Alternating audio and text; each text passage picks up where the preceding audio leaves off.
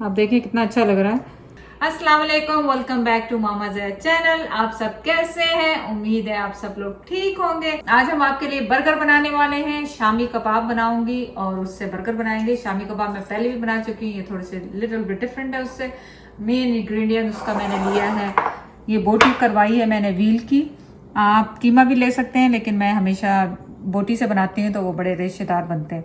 1.5 cup मेरे पास चने की दाल है जो ऐसी दिखती है, ये जाएगी इसमें। इसको प्रेशर कुकर में बना रही हूँ मैं, आप वैसे भी बना सकते हैं। और ये चने की दाल डाली अब इसमें,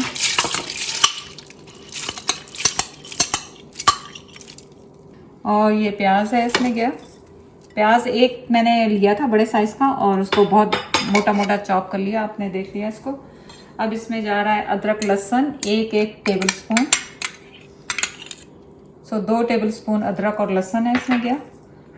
1 टीस्पून चिली पाउडर, 1 टीस्पून गरम मसाला, 1 टेबल स्पून मेरे पास ज़ीरा है, 1.5 टीस्पून, आप अपने टेस्ट के हिसाब से डाल लें, और 2 मेरे पास 3 करी पत्ते हैं। अब इसमें पानी आपने इतना डालना है जिसमें बस ये गल जाए। आपको अपने प्रेशर कुकर का अंदाज़ा होगा कितना पानी डालना है, तो मैं इतना डालूंगी जिसमें बस ये थोड़ा सा पानी इसको कवर कर ले। मैंने प्रेशर कुकर को बंद किया, इसको ऑफ किया और इसे मैंने हाई हीट पे रख दिया है, और इसको तकरीबन मैं 20 मिनट बनाऊंगी और फिर वापस आऊंगी।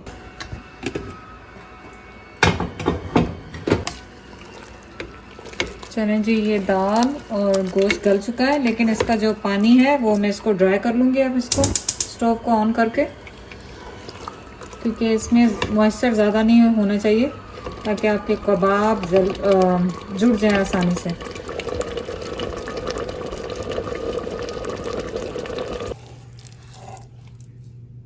चलें जी, अब टाइम आ गया इसको ग्राइंड करने का। तो इसको आपने लिया और ग्राइंडर में डाला।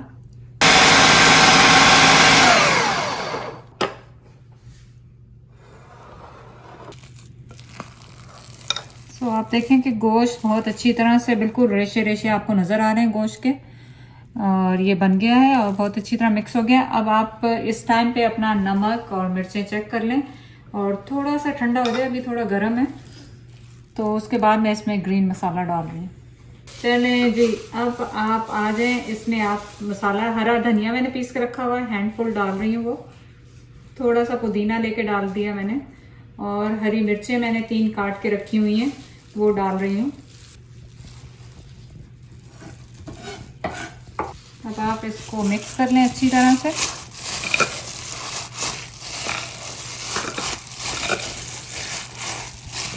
क्रश पेपर डाल रही हूँ 1 टेबल स्पून।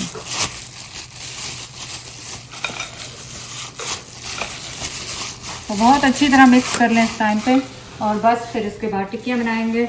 और आप इन्हें टिक्कियों को बना के फ्रीज भी कर सकते हैं, ये बिल्कुल ख़राब नहीं होंगी। आपके पूरा रमज़ान नाश्ते के टाइम आप यूज़ करते सकते हैं, सहरी के टाइम आप बना सकते हैं। जब भी भूख लगे आप निकालें, बर्गर बनाएं और खाएं। आपने थोड़ा सा पानी लगाया हाथ पे, और आपको जो साइज़ आपको पसंद है कबाब के लिए आप वो बना लें।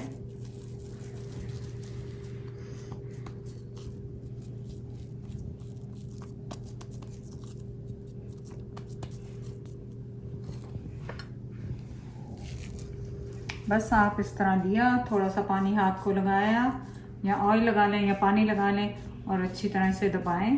दबा के इसको घुमाएं और टिक्की बना लें ऐसे करके।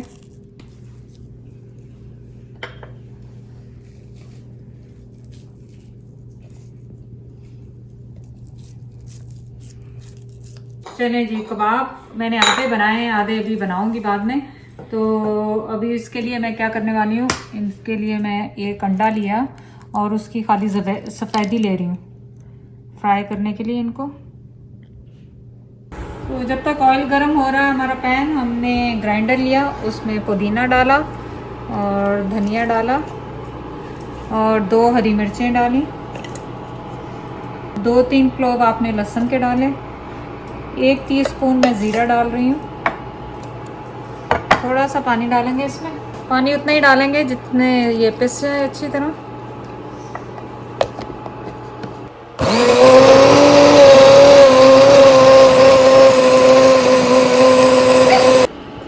चटनी को आप निकाल लें किसी भी प्याली में। ज़रूरत के हिसाब से नमक डाल दें। मैं हाफ़ टी स्पून के करीब डाल रही हूँ उसमें। और आपकी चटनी रेडी है, जो आपने कबाबों पे हरी वाली चटनी लगा दी।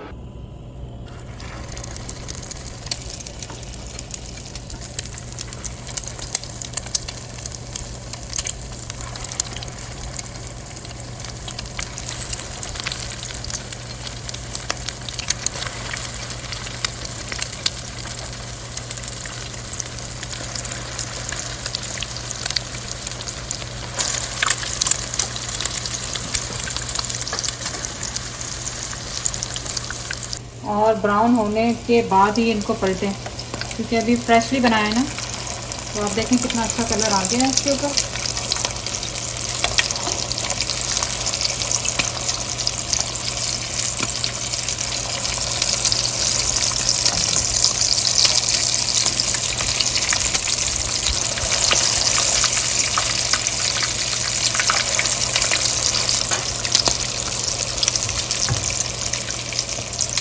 बस अब इनको ऐसे ही फ्राई करेंगे। अब मैं निकालने लगी हूँ इन्हें।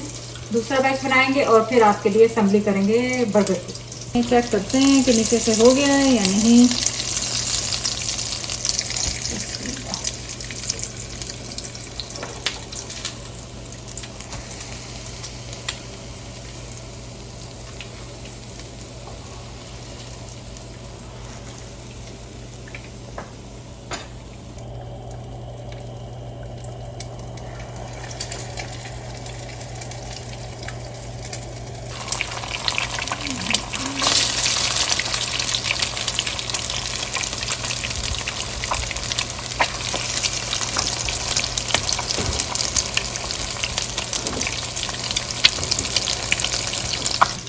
मैंने एक और एग लिया है, लेकिन इस दफ़ा मैंने इसके साथ रद्दी के साथ लिया है।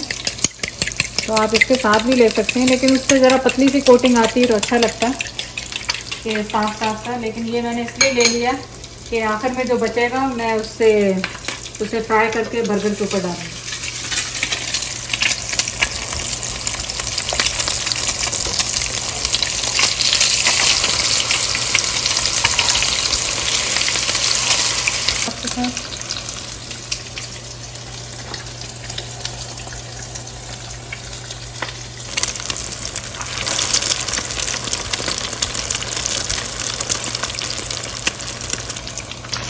तो आप देखें कि इनका कलर डिफरेंट आ रहा है, क्योंकि इसमें मैंने पूरा अंडा मिक्स करके लगाया था और उनका कलर बिल्कुल डिफरेंट है। ये जब हम बर्गर बनाते हैं उसके लिए अंडा लगाते हैं, लेकिन वैसे खाने के साथ अगर आप बनाएं तो उनमें ज़्यादातर हम लोग नहीं लगाते, उनको वैसे ही फ्राई करते हैं बगैर किसी अंडे के कोटिंग। डाल के फ्राई कर लेते हैं इस पे बर्गर।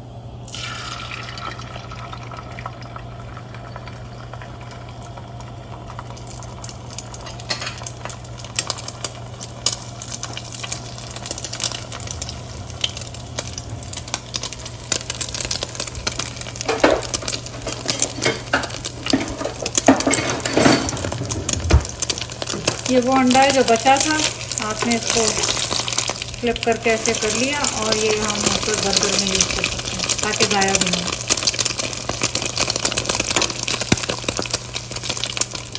इसको मैंने ऑफ कर दिया। चलें अब आ गया है टाइम असेंबली करने का। अब एक पैन लिया और बर्गर बंस लिए और उन पे थोड़ा थोड़ा बटर लगाया।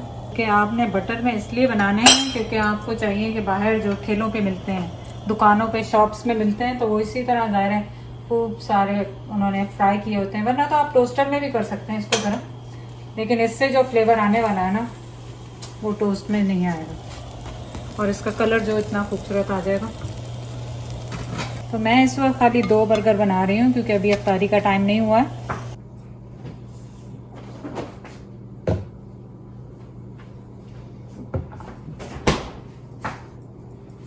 चलिए जी, अब आपका आ गया है फेवरेट टाइम असेंबली करने का।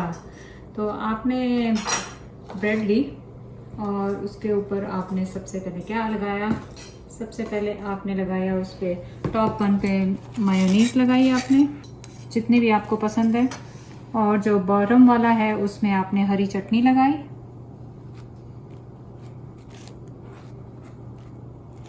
ये रखा क्या कहते हैं कबाब रखने के बाद आपने इस पे टॉपिंग डाली, पर आपको जो पसंद है आप वो डाल लें इसके ऊपर। अब इसके ऊपर केचप जाएगी, आपने इसके ऊपर केचप डाली और आपका बन तैयार है। ये देखें कितना मज़ेदार आपका बन गया है। लेकिन मैं तो इसे हम ट्राई नहीं कर सकते, इस वक्त अफ्तारी का टाइम नहीं हुआ है, तो आप ट्राई करें इसको और मुझे बताएं कैसा लगा है।